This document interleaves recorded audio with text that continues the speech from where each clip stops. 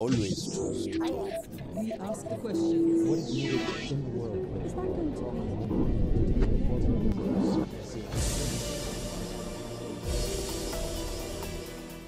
Recognizing Palestine was not an easy step for small Slovenia, but nevertheless, I would say finally we did recognize it.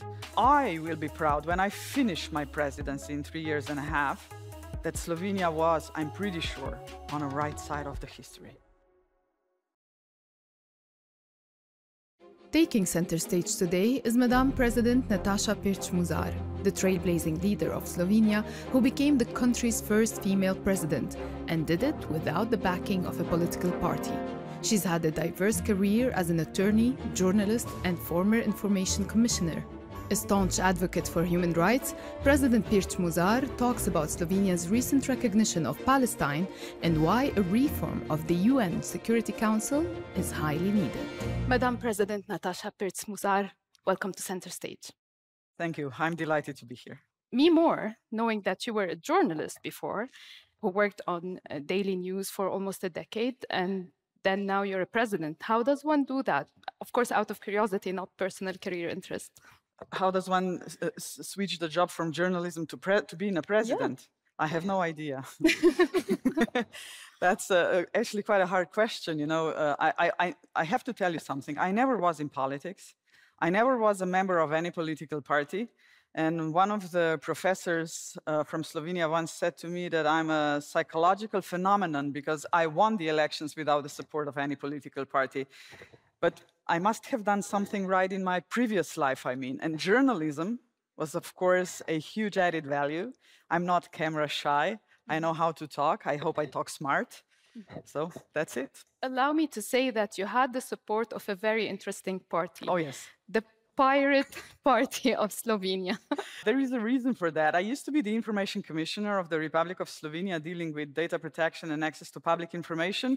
And of course, the development of modern technologies was close to my heart, and pirates are following this. And yes, when I decided to run for a president, they offered me help because we were, you know, cooperating before, dealing with legislation, how to regulate modern technologies.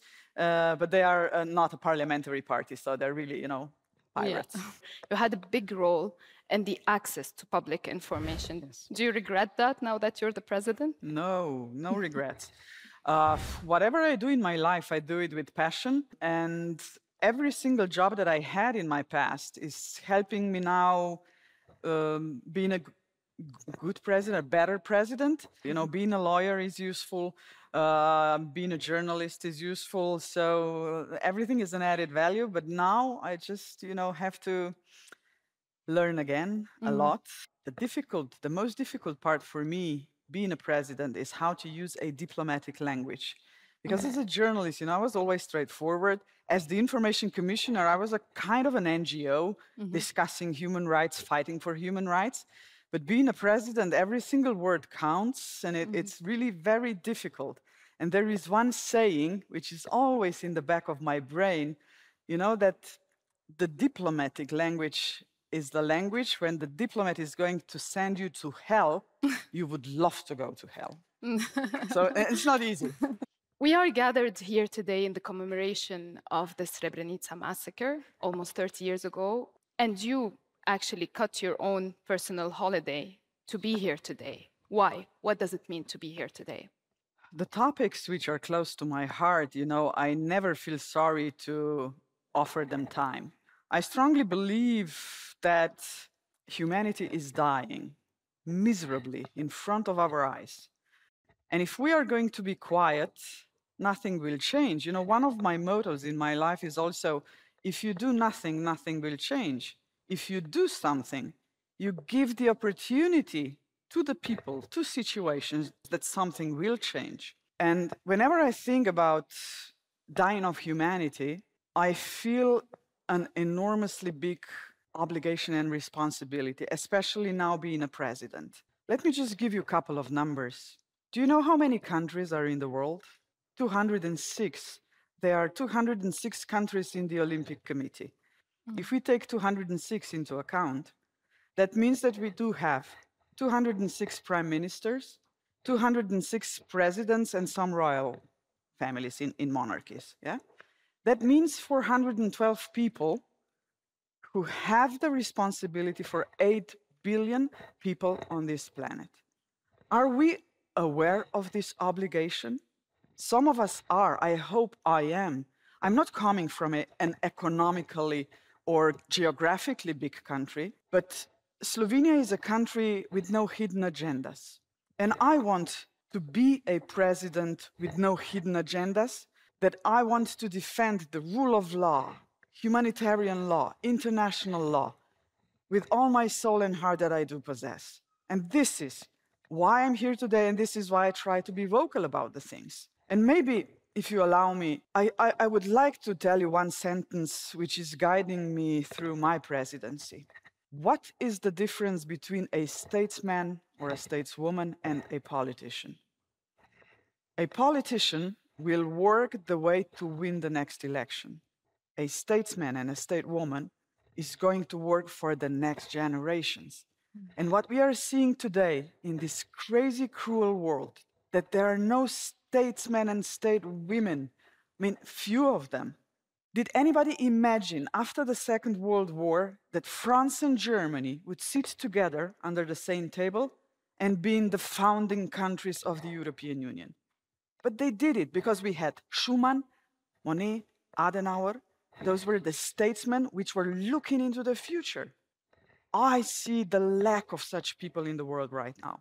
There should be more people like that to see 2 steps ahead, not only 1 or half a step ahead. Part of this leadership and setting an example to the world, Slovenia recognized the state of Palestine less than a month ago. There was a process, of course. Can you take us through the process? Was it easy? Did you get pressured not to take this step? Of course, there were pressures. I mean, By who? let us be not naive. I mean, the world is divided also in this topic. I mean, recognizing Palestine was not an easy step for small Slovenia. But nevertheless, I would say, finally, we did recognize it. And I think it was, the right step.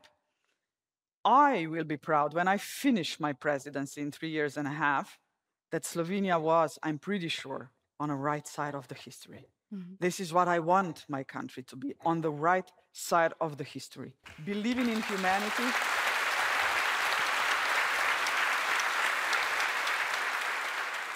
So it was not easy through the point of view of internal politics. Of course, some political parties were against.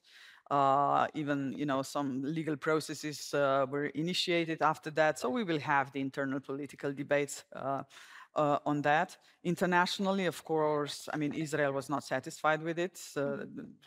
Everybody knows that. But I think that being a non-permanent member of the Security Council right now and being vocal about a 2-state solution, how can you debate a 2-state solution if you do not recognize one of the countries for that 2-state solution? So that's my, primary point. And I think that in the near future, more countries should recognize Palestine. And I think that a 2-state solution, which is today on the table, is the solution that we have to work on. It's not going to be an easy process. And, a lot of people also in my country said, how can you recognize a country that we do not know the borders of? If we are discussing a 2-state solution, we are always saying that we are discussing the borders from 1967. So we do have a starting point.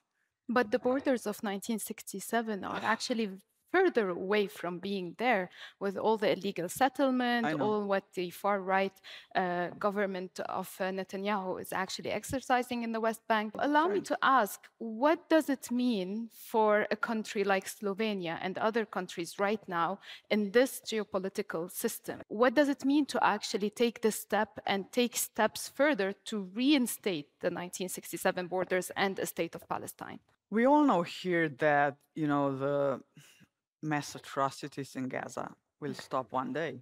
I wish it would happen today, tomorrow, yesterday. The diplomacy behind, the politics behind is trying to do a lot. What we need currently, and the Arab countries are really helpful in this regard, because they took the role of mediator quite seriously, between Hamas and Israel. So Qatar and Egypt and other Arab countries are really trying to negotiate peace. I have to be clear on something as well. Whenever I discuss Palestine, I must not forget to say that Hamas did a horrible crime.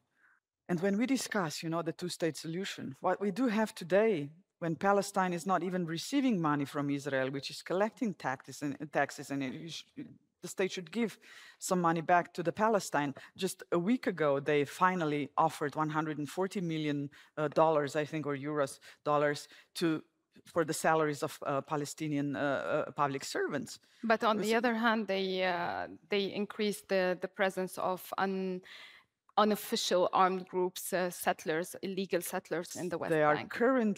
They said that they are going to build 5,300 new houses, or even 10,000, some are saying. So this is like laughing into my face. I mean, if we are discussing a two-state solution on the borders of 1967, and you are still building the illegal settlements, what are you telling me?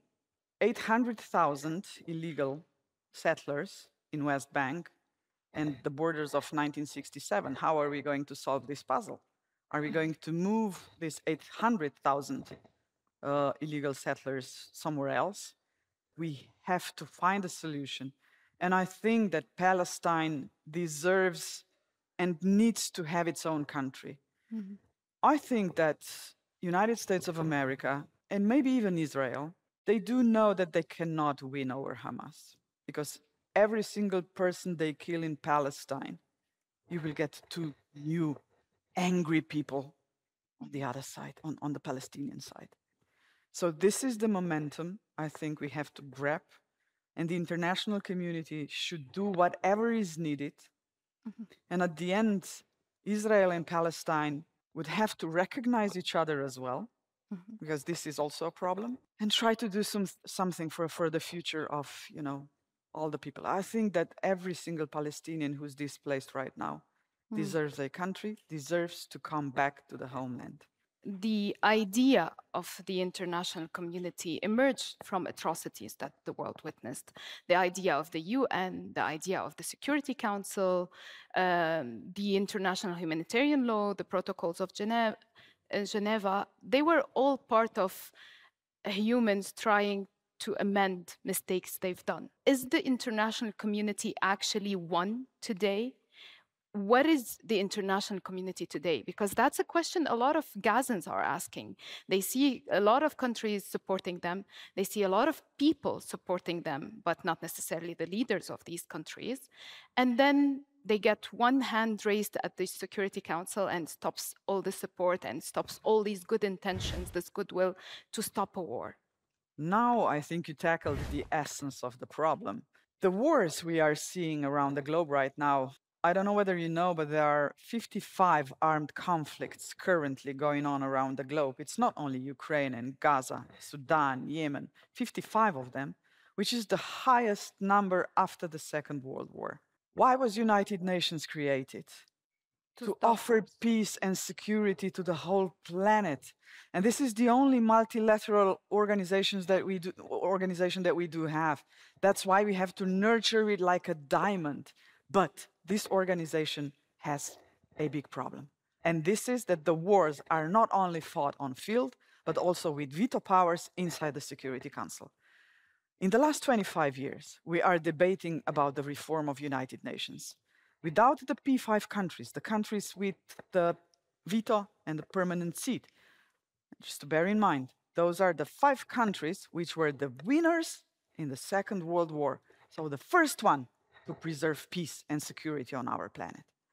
Today we see that Security Council is not operative, that whenever we have certain interests, at least 3 countries are there to use the veto powers. And I think that it's time that we start a discussion about a big reform on veto powers.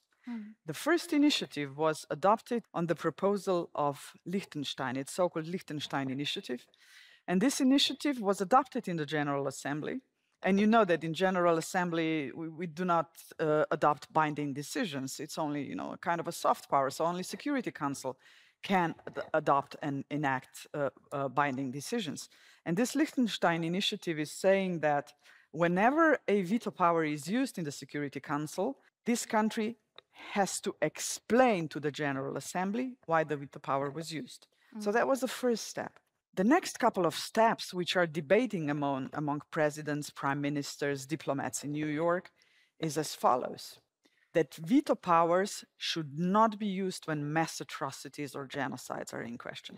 No veto powers. Just voting in the Security Council, the majority prevails. And I think that would be a right step. My proposal would be also that the country which is debated in the Security Council and is a member of the Security Council cannot have a vote. And there is also a fourth proposal, which is also close to my heart, that whenever a veto is used, that would mean that the decision should go to the General Assembly, and then we can debate either relative majority or a two-thirds majority. If the veto is voted in the General Assembly in favor of that veto, then veto is accepted. If not, overrun. I mean, you have to, go over this veto power. How can we actually get this reform? What does it take, especially when you say that we do not have statesmen and stateswomen nowadays? Who's going to stand up to the P5 to actually do this reform? We have to be aware of the fact that without the decision in the Security Council, there is no possibility to reform United Nations. So what do we need? More wise men and more wise women as leaders. I do believe that this was in the crowd. How can we have wiser men and women with this much disinformation? That's another war we are fighting. The cyber war. It's kind of a hybrid war anyway. We know it's going on. But if we do not fight disinformation and misinformation, our democracies will die. The greatest fear for every single democracy in this planet is disinformation. I do have some hopes, for artificial intelligence. AI is doing a lot of good. It can do a lot of harm. But I really do hope, that AI is going to help us this way. But what do we need to fight disinformation the most? Good education. Disinformation is something that we have to be really afraid of. I can tell you a story from this seat right now. Have you ever heard about Jorge Group? Jorge Group is a group of people in Israel who have 30,000 bots in possession with real photos, real bank accounts, and they have clients from all over the world. And clients are countries, not normal people. And this group can, with all those bots, create so many disinformation and subliminal marketing tools that they do have to influence the voters in various countries. The investigative team of journalists infiltrated in this Jorge Group a year ago, and they found out that the leader of this Jorge Group was openly saying that he had, in those 5 years since this group was established, 31 clients, 31 countries, and that his team was successful in 27 times to win the elections. So what are we talking about? We have to be also aware of the hybrid wars. We have to be alert all the time. We have to know how to see what the real journalism is. When we discuss disinformation is not used only in war purposes. Disinformation today is also used by populists, especially right-wing ones, to win the elections. The populists are spreading fear, not reason and facts, and they want to produce angry people. And angry people click on this information faster. And this information is spread around the globe 6 times faster than a true original story. And when you correct it, it only reaches 5% of Correct. the people.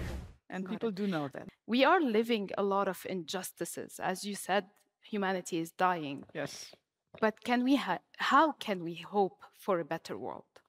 We will have to change drastically. Today, we are not only discussing, the daily problems that we do have. The biggest problem that I do see currently is also being blessed by ignorance, because people are ignorant in a way because they don't want to go outside of their bubbles. And if you are inside one bubble and you believe all the conspiracy theories and all the disinformation, it will be hard to change such a person. This is why educational system is so important. If we want to have a peace as a normal state of day, not the war, then we will have to fight poverty, climate change, elitism. And I don't want to sound, like a communist, because I'm not. I'm rich. I can easily admit that. But I know that in the future, especially the rich people will have to learn how to live with less but better. We will have to start collect taxes, bigger taxes from super rich people. There are initiatives already around the globe. Last year, again in Davos, 200 millionaires around the world were asking to get higher taxation because they see that the future for their kids is not okay if we are going to live the life we are used to today. We have to be vocal about it. Honestly, if we want to achieve prosperity and peace, we have to discuss justice. There is no other way to do it. And every single person on this planet can work towards that path. Every single one, not just, executives of big companies from G20 countries. If this is not going to happen, not just humanity will die, which is already dying in front of our eyes, but our civilization is going to die. That's the fact. Thank you very much, Madam President. You're more than welcome.